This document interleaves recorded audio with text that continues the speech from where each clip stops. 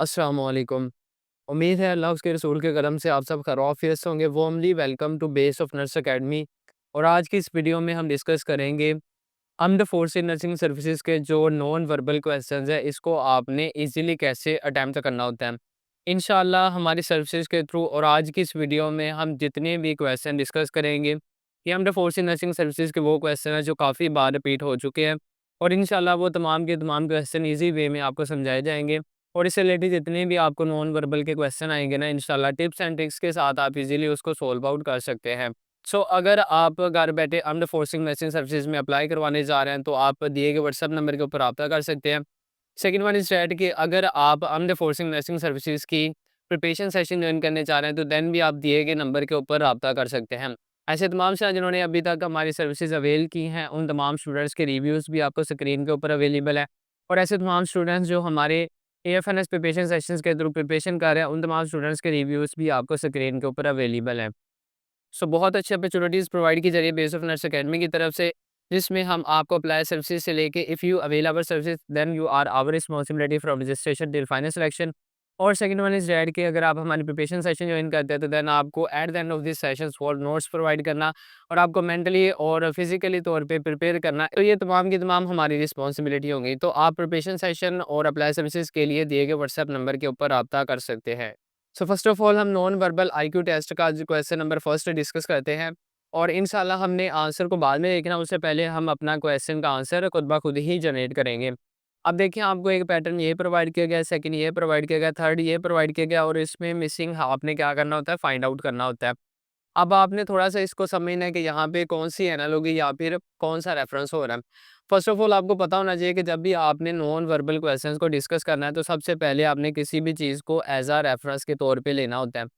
Second होता है कि आपने इसमें एनालॉजी या फिर उसमें सिमेट्री को देखना होता है कि यहाँ पे कौन-सी एनालॉजी या फिर सिमेट्री पाई जा रही है। तो ये 2 मेथड्स हैं आपके जितने भी नॉन वर्बल क्वेश्चंस होते हैं सॉल्व करने के लिए। तो आप किसी भी चीज़ को रेफ़रेंस के तौर पे लें। और सेकंड वन इज़ दैट आप किसी भी चीज़ है जो आपको प्रोवाइड की गई है, डायग्राम्स प्रोवाइड की गई है, उसमें आपने एनालॉजी को समझना होता है।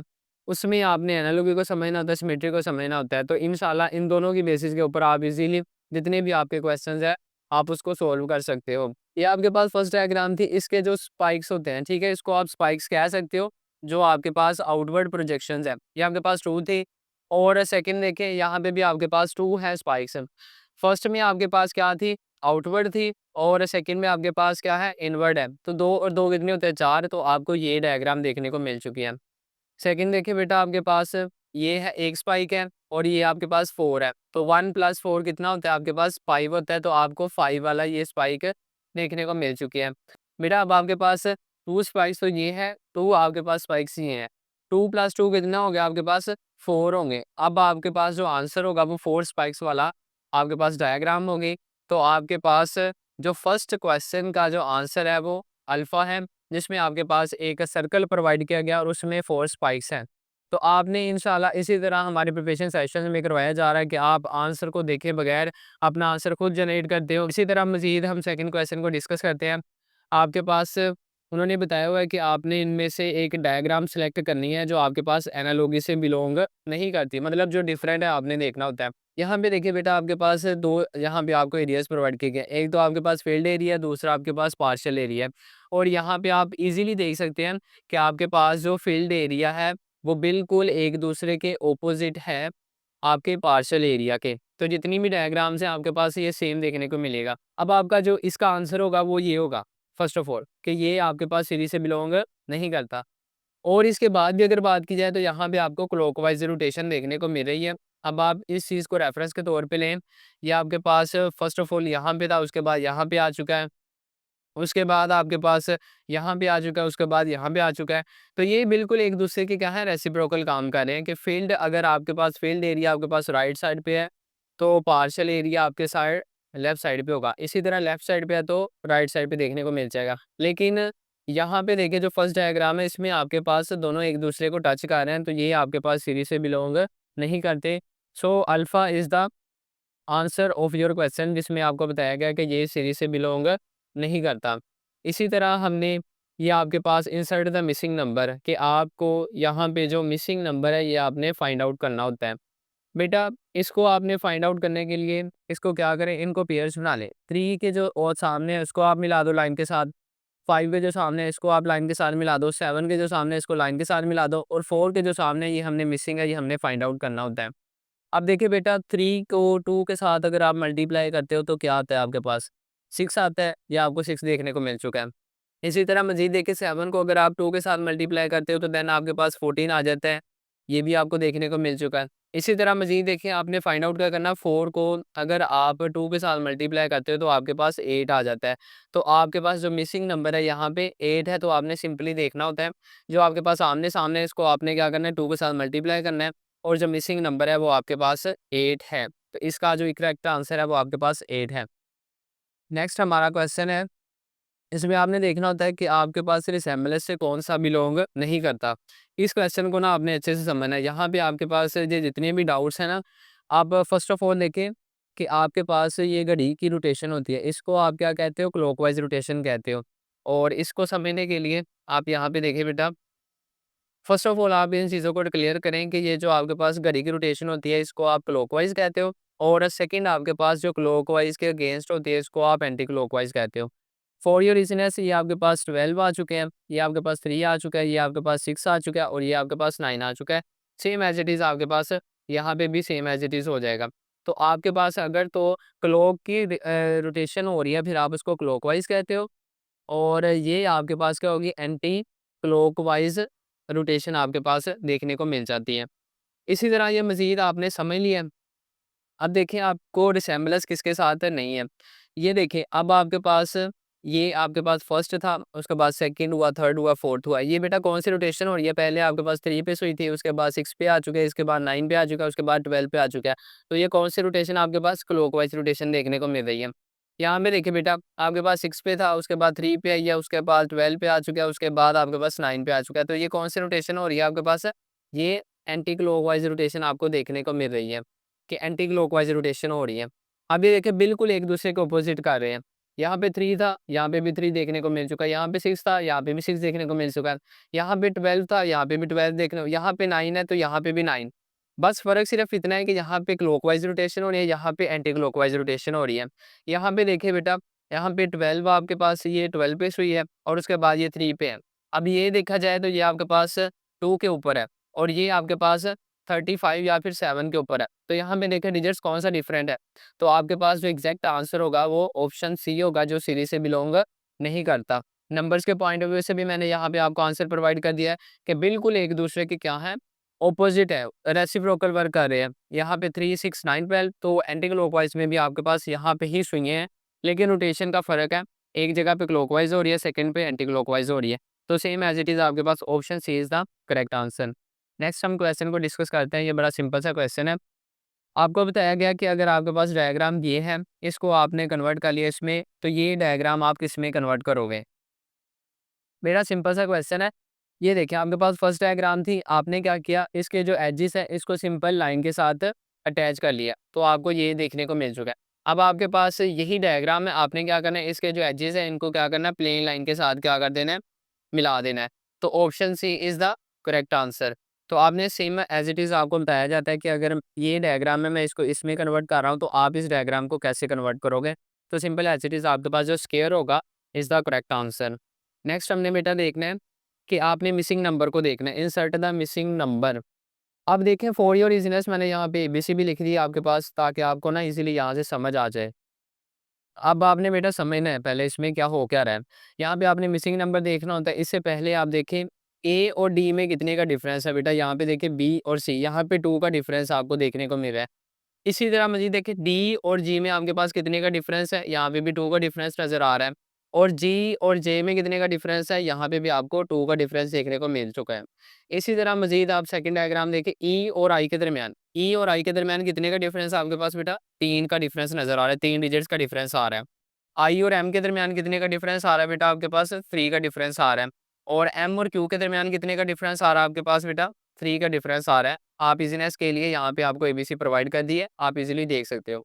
अब हमने जो क्वेश्चन ढूँढना है उसमें वो हमारे पास ये है, जी और एल के दरमियान हमने देखना है कितने का डिफरेंस है, एच, आई, जे के, मतलब 4 नंबर का डिफरेंस आ रहा है।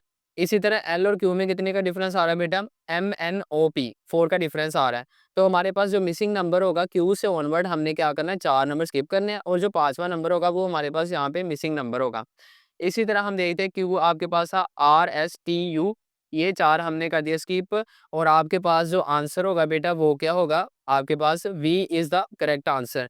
सो सेम एज़ इट इज़ बेटा आपने ये समझना होता है कि यहाँ पे आपके पास एनालॉगी कौन-सी प्रोवाइड की गई है। अगर आप हर डिजिट्स में 4 का स्किप कर रहे हो तो आप यहाँ पे भी 4 ही स्किप करोगे। तो फर्स्ट आपको बता दिया गया कि आपने फर्स्ट में 2 का डिफरेंस क्रिएट किया, फिर 3 का किया और 4th का किया। तो हमारे पास जो इसका मिसिंग नंबर लेटर होगा वो कौन-सा होगा? वी वाला होगा। नेक्स्ट हमारे पास क्वेश्चन है कि आपने बेटा mirror images most most most important आपके पास क्वेश्चन है। आपके जितने भी आपके इंटेलिजेंट टेस्ट कंडक्ट किए जाते हैं उसमें 3 से 4 क्वेश्चन मिरर इमेजेस वाले लाज़मी आते हैं। आपको एक चीज़ प्रोवाइड कर दी जाती है, डायग्राम प्रोवाइड कर दी जाती है और उसमें आपकी मिरर इमेज को फाइंड आउट करना होता है। अब हमने इस क्वेश्चन में ई और जो आपके पास सर्कल सा प्रोवाइड किया गया ना, इसकी मिरर इमेज देखनी होती है। तो यहाँ पे आपके पास मिरर में जितनी भी चीज़ें होती हैं ना, अगर आपके पास रियल है तो वो मिरर में आपके पास विजुअल देखने को मिलेगी, और अगर आपके पास रियलिटी में आपके पास विजुअल है तो मिरर के थ्रू अगर आप देखोगे तो वो आपको रियल देखने को मिलती है। अब आप देखिए बेटा, फर्स्ट ऑफ ऑल आप देखिए कि ई आपको यहाँ पे प्रोवाइड कर दिया गया। इसके एजेस की डायरेक्शन किस तरफ है? राइट साइड पे, ये वाले, ये जो आपके पास प्रोवाइड किए गए हैं, ये आपके पास राइट साइड पे है। तो जब आप मिरर में देखोगे ना, इसकी डायरेक्शन किस तरफ हो जाएगी? लेफ्ट साइड पे हो जाएगी। ये चीज़ तो आप कंफर्म करो। और सेकंड वन इज़ दैट, देखें आप जो सर्कल आपको प्रोवाइड किया गया ये लेफ्ट साइड पे है। जब आप मिरर में देखोगे तो ये किस तरफ आ जाएगा? राइट साइड पे। तो आपके पास ये करेक्ट आंसर होगा, तो आपके पास option B is the correct answer. तो आपने सिंपली जब भी किसी भी मिरर को देखना होता है ना, मिरर के थ्रू क्वेश्चंस को सॉल्व करना होता है, तो आपके पास जितनी भी चीज़ें होती हैं, फर्स्ट ऑफ ऑल आपके पास अगर राइट साइड पे है तो वो लेफ्ट में चली जाएगी, और जो लेफ्ट साइड वाली है वो राइट पे चली जाएगी। फॉर योर इज़ीनेस पहले आप किसी भी चीज़ को रेफरेंस लो, पहले उसको देखें और उसके बाद आपने सेकंड चीज़ है उसको देख के आपने इजीली सॉल्व करना होता है।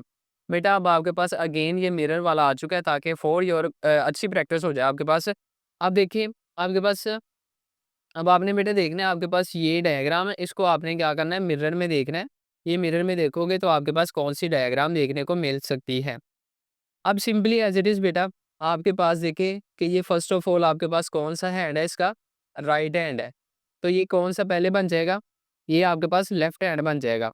लेफ्ट हैंड साइड में आपके पास एक पॉसिबल सॉल्यूशन ये है और सेकंड ये है। अब सेकंड हमने देखना है, ये हैंड तो हमने कन्वर्ट कर लिया। अब देखिए कि उसका जो आपके पास डायरेक्शन थी वो अपवर्ड थी। अब हमें जब मिरर में देखेंगे तो इसकी डायरेक्शन किस तरफ हो जाएगी? डाउनवर्ड हो जाएगी। तो आपके पास जो एग्ज़ैक्ट आंसर है वो ऑप्शन डी है इज़ द करेक्ट आंसर। तो option D is the correct answer. कि फर्स्ट ऑफ ऑल आपके पास जो हैंड था वो राइट था, वो कन्वर्ट होके लेफ्ट बन गया, और उसकी डायरेक्शन आपके पास अपवर्ड थी, और वो मिरर में देखोगे तो आपके पास डाउनवर्ड हो जाएगी। तो option D is the correct answer. इसी तरह हम मज़ीद लास्ट हमारा क्वेश्चन है, इसको देख लेते हैं हम इंशाल्लाह आज के इस वीडियो के लिए। अब देखिए बेटा, आपके पास ये 3 डायग्राम्स प्रोवाइड की गई हैं। इसके लिए ईज़ीनेस के लिए आपके पास ये आपके पास एम्प्टी है, ये पार्शियल है और ये फील्ड है, ऐसा ही है। और इसी तरह एम्प्टी है, पार्शियल है और फील्ड है। और थर्ड बेटा देखिए आपके पास पार्शियल है, फील्ड है। अब आपके पास कौन-सी होगी बेटा? यहाँ पे आपके पास एम्प्टी वाली होगी। एम्प्टी वाली, आप ये कन्फर्म कर लो, एम्प्टी वाली यहाँ पे आएगी। अब बेटा देखें, आपके पास ये एक स्क्वायर प्रोवाइड किया गया है, और सेकंड व्हेन इज़ दैट ये पोर्ट होते हैं आपके पास, गमले जिसमें आपके वो गमले कह दो। तो आपके पास ये जो पोर्ट थे ये तो आ चुके हैं, अब आपके पास कौन-सा होगा? एक तो एम्प्टी होगा और दूसरा आपके पास स्क्वायर होगा। तो आपने आंसर देखे बगैर ही सिलेक्ट करना होता है। तो आपके पास ये क्या हो गया? Option A is the correct answer. इसी तरह के मज़ीद क्वेश्चंस को देखने के लिए आप हमारे base of nuts academy YouTube channel को सब्सक्राइब कर सकते हो, और हमारा व्हाट्सएप चैनल लिंक डिस्क्रिप्शन में अवेलेबल है, जिसमें आपको हम नर्सिंग कॉलेज एडमिशन टेस्ट और एएफएनएस से रिलेटेड जितने भी आपके जनरल एमसीक्यूज़ भी हैं वो हम इंशाल्लाह वहाँ पे शेयर कर रहे होते हैं, और आपकी जितनी भी अपडेट्स इन्फॉर्मेशन होते हैं related to nursing allied health sciences वो भी हम आपको प्रोवाइड कर रहे होते हैं। और इसके अलावा अगर आप घर बैठे एएफएनएस में अप्लाई करवाने जा रहे हैं, ड्यूरिंग अप्लाई आपको कोई भी क्यूरी है तो विदिन 24 आवर्स हम आपको स्क्रीनशॉट सेंड करेंगे, आपको एप्लीकेशन प्रिंट सेंड करेंगे, आपको चालान सेंड करेंगे, आपकी रोल नंबर स्लिप्स प्रोवाइड करना हमारी रिस्पॉन्सिबिलिटी है।